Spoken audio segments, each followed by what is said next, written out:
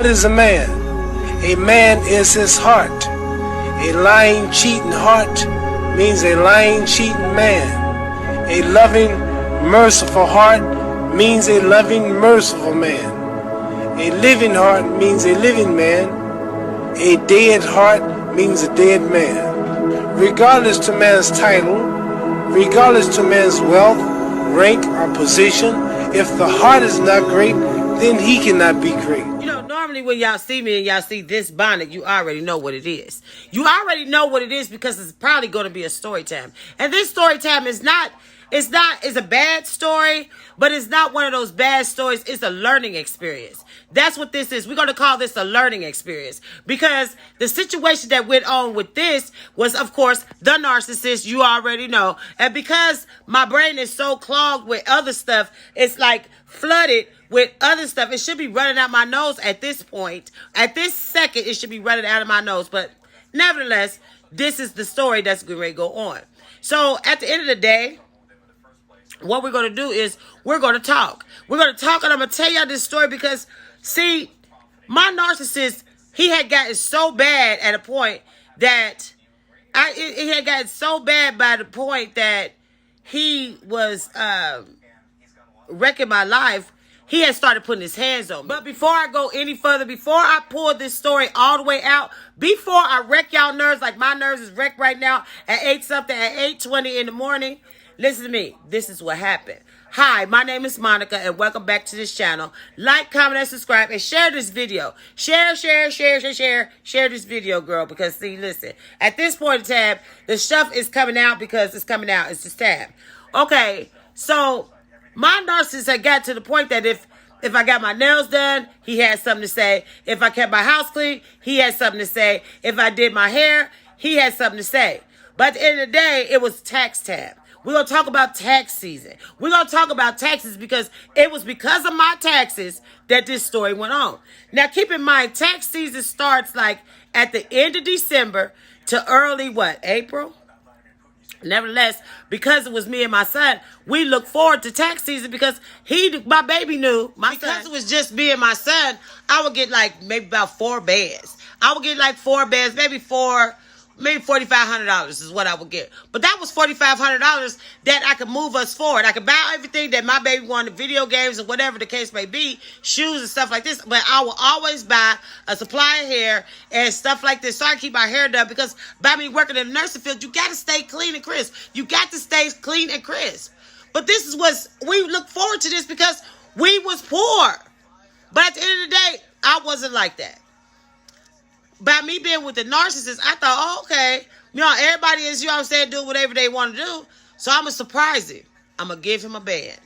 I gave him a band, and I thought, well, okay, well, he going to go on about his business, whoop-de-whoop, scooty-bop. I didn't have a bank account at the time, so I kept my money in my purse. Not all of it because I gave half of it to my mom to hold because I didn't have a bank account at the time. But when I gave him the band, I'm thinking that he going to go on about his business. He going to kick it with his friends or whatever the case may be. Because it didn't bother me. Because he wasn't putting his hands on me at the time. Because he wasn't being rude. Because he wasn't being a whole asshole, I thought that this was going to be okay. So I got me and Curtis dressed and we caught the bus. We went to the movies. We went shopping. We did a host of little things and stuff like this. I had went to Family Dollar. I had redid my living room in a different color. Listen. I knew that we was doing the thing because I already had a car, but my car wasn't running, but I was preparing to get my car fixed. That was the money that I had in my purse at the time was to get my car fixed. So at the time, he knew this. But no, not him. What did he do? He took that entire band. I will never forget this. He took that entire band and he went down to this club called Majestics. He went down to Majestics, and when I say he bought the entire bar, he bought the bar. But because he wanted to be a street pharmacist, because he wasn't good at being a street pharmacist, so when he came home the next day, talking about, oh, man, I done fucked up, Monica, I done fucked up. I'm like, what are you talking about? I worked third shift at the time, so I had just got off of work. I was tired. I laid down, but see, I laid down and I laid on my purse. My purse was underneath me because I still had the money in my purse for me to get my car fixed. Him not knowing that I gave half of my money to my mom to hold it so that I could pinch off of it here and there because I was still working. I still could work off my work check and still have suspended money for me and my baby. Now, keep in mind, at the time, micro braids had just came out. Micro braids was the shit. I had paid for me to get some micro braids in my hair. So at the time, my micro braids started from here and it was all going back. I would never forget this. Lord have mercy. I would never forget. It's like it happened. It's happening right now. Okay. So he came in the house and he was, oh, I can't believe it. I can't believe it. I spent the whole, listen to this. I spent a whole $500 at the bar and this for everybody to drink and this. So I messed up my money. I'm like, oh, okay. So I kind of blew it off. I went back to sleep. But because I was such in a deep sleep, I came off of my purse. You know how you are when you got money in your purse. You constantly count it. So I was constantly counting my money. I knew exactly how much I had in my purse. I had $700 in my purse. The rest of my money, my mom had it. Okay. So he decided that when he caught my purse loose, I could hear my keys and stuff rattling. But I didn't pay no attention. I fell back to sleep. I woke up and I immediately counted my money. When I counted my money was $300 short. I immediately walked down the street to where he was and I asked him, I said, did you go in my purse? He was like, Monica, we'll talk about this when we get back to the house. I said, no, we're going to talk about it now because I want my motherfucking money. I want my money now. Because that's my money. Because you spent your money at the club with your bum ass friends. You thought you was going to take my money from my baby where I was getting ready to get my car fixed. Because I wanted to get my car fixed. So I get back and forth to work. You took my money so you could get on. And even after you got on, you didn't even try to help me out. You was helping the other bitches. You was paying their bills. Oh no. You're going to give me my money. You're going to get my money. So immediately I pushed him. Boom. When I pushed him, he pushed back. Boom. He was like, I ain't got no time for this shit. I got shit to do. Knowing damn well he wasn't doing shit. He still wasn't doing shit. I took that money and I got my car fixed. Excuse me. This was a couple of days later. He didn't come home for like 3 days, which didn't bother me because I got shit to do. See, the type of person that I am, I don't let stuff stop me. I know that if I allow something to stop, that's going to be a bigger pile for me to try to clean up the next day. So I didn't have time for that. So I still went and got my car fixed. I still had that stash away money. Plus I had money. I was getting ready to get paid in a couple of days. So I really wasn't worried about it. I should have checked him then. I should have put his ass out then. But no. This is one of those times that Monica was stupid. And I didn't do it. Well, because he was gone for 3 days, me and Curtis was popping our stuff. I got my car fixed. We ain't even at home. We're going down to Monique's. We're going to go play cards. We're doing stuff. We staying out the hood. But keep in mind, I was staying in the projects at the time. So I didn't have the project mentality because my mother didn't raise me that way. Anything that I did it either at my mother's house or at my sister's house. But I got us up out of the projects as much as possible because I got my car fixed. I was proud of that. My house was done and my baby was done. He had new shoes. I had new shoes. Well, I had got my hair braided. I'm thinking it's on and popping. But when he came to come check for me, I wasn't at home. I made sure that when I got off work, I went and picked my baby up from school and I left. Immediately I left. And I changed the locks on my house. Me not knowing that he friends with the maintenance man. The maintenance man cut him a key to my new locks. Because when you live in DMHA housing, they have to have authorization for that lock to get changed, and they have to have an extra key so they can get in just in case there was an emergency or whatever. But he was friends with the damn maintenance man, so the maintenance man gave him a key to my new locks. Me not knowing this, I pulled up, it's like 7:30 at night or whatever the case may be. I had picked me and Curtis up some pizza and we had came through the back door. My house was still the same. You know how you can walk in your house, you can tell if something been moved? Nothing was moved because he knew how particular I was about my house. Y'all know how particular I am about my house because y'all have seen my house before. Y'all know how obsessive I am with cleaning up my house. Honey, this man was in my closet, my coat closet. Me and Curtis come through the back door. When we come through the back door, me and Curtis going upstairs. I done ran his bath water. He get ready to get in the tub. Curtis is in the tub. Me not knowing that he is in my hall closet. He had been taking something all day. Now, because I wasn't up on the hill, I had no clue that he had took something. I had no clue that he had been passed out in the park. I come to find that out later on. Okay, but I come in. And something said, Monica, turn around. When I turned around, he rushed me. When I say he rushed me, he had never done this before. This is where the abuse started at. So I'm telling y'all now, viewer discretion is advised for this one. Okay, so when he rushed me, and I came over my center table and I hit the floor. When we hit the floor, because I had those new braids in my hair, I had it picked up in the back, and I had them clamped with a hair clip in the back. The hair clip broke because when I hit back, and my hair clip hit and it broke. I immediately told Curtis, call the police, call the police. I'm yelling to Curtis, call the police. Curtis had a cricket phone. When I told Curtis to call the police, Curtis was in the bathtub. Curtis could not. By me and him tussling, we tussling right between my front door and the steps. So it's not that much room. But we tussling. I mean, I'm fighting for my life at this point because he is like crazy talking about, you owe me some money. I got these people looking for me because I done messed up their drugs and this. I got these people looking for me and they're going to kill me.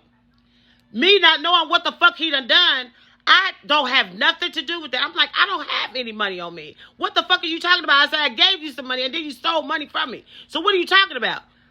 By this time, we had turned over. He wrapped his hands in my micros. I will never forget this. He wrapped both his hands in my micros on this side and on this side, and he pulled them out. When he pulled them out, the size of my hair was looking like this clear. When he pulled my braids out, I knew all my hair was gone on the sides. But because I had so many micros in my hair, you really couldn't see. But that wasn't the killer part. The killer part was that the man he owed money to was standing across the street, listening to us tussling and fighting. Listening to us. Curtis right now is butt naked, running through the house. He to call 911. The police is on the way. This man is steadily fighting me for something I don't even have. And it wasn't that he pulled them all straight out. It was like spotches here and there because some braids were still holding on and this, that, and the third. I called my best friend. When I called my best friend, she got there. When I say she got there and she immediately started going the fuck off. I mean, going off. The police is talking to me. They looking for him. He done took off, darted out of the house. He done ran down to his grandmother's house. But me knowing that he done ran to his grandmother's house, I sent the police down there. When I sent the police down there, my nose was bleeding. My hair was pulled out. He had tore my motherfucking living room up because we was sitting there. We was fighting. I get the restraining order on him, and this is how the abuse started. Now, keep in mind, I don't know what it was from that point on. Now, he went to jail for like 6 months because of this. He went to jail because of this because they called it robbery because he was trying to take my money, which I didn't have anything on me but like maybe $45. But still, that was the $45 that I had on me for me and my baby. He didn't know nothing about my money being down in my mom's house. He had no idea that. But see, I got smart. Because when tax season started rolling around and I knew he was hanging around me and this, that, and the third, I wouldn't even bring no money home. I never gave him not one dime after that because he had put his hands on me. And then after he had put his hands on me, everybody thought I was wrong because I sent him to jail for it. He needed to go to jail for fucking with me about my money. See, people always throwing up, oh, well, he only hanging out with tax season. That's the truth. That is the honest to God truth. Men, sometimes these men do hang out with these women for their tax money. But see, me on the other hand, lesson learned from me. I didn't do it, but it took like maybe two and a half years for my hair to grow back. But even after the 6 months that he did do in jail and stuff like this, and then he moved in with the girl and all this other extra shit, he still denied it like, oh, Monica, I was on drugs. I can't believe you hold that against me. You don't even want me. You talking to other people. You doing this, you doing that. But see, what he didn't understand was that hate was growing in me.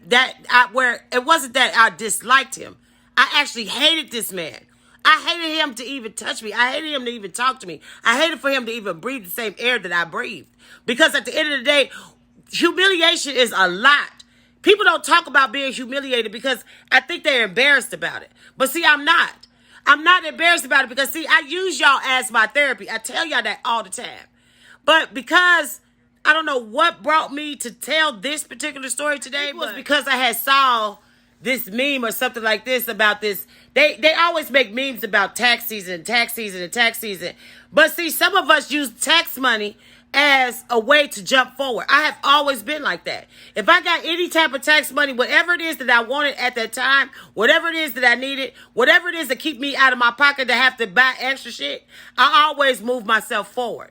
And that's how I do stuff. But people don't understand. I think when people say ghetto mentality, ghetto mentality is a real thing. Because not only did the man that he owed money to knew that this man did this, but every person that he encountered, he told this story to. And these women actually thought that this shit was funny. But then I think that they didn't think like I was going to make it out, but I did. But still, they still made fun of it. They thought, oh, they was talking about how my hair was missing and all this other stuff. It was a mess. So yeah, I just thought I should tell y'all this story because I owed y'all one, you know, but I made it out. But every situation is a learning experience. With every situation is a learning experience, and I had to learn. And because I was younger at the time, I still had room for growth. So I took it upon myself to make up my mind that A, I didn't want to be with him. B, I wasn't going to live that way. And I wasn't going to, because I lived in the projects, I wasn't going to let the projects live in me. So I immediately moved and started my life over. So yeah, I got out, but I was talking about that story because I don't know. But like I said before, and I say it again, I thank y'all for watching. And I appreciate everything that y'all do and the kind words that y'all send me. But this is another dumping. And so, yeah. If you knew my whole story,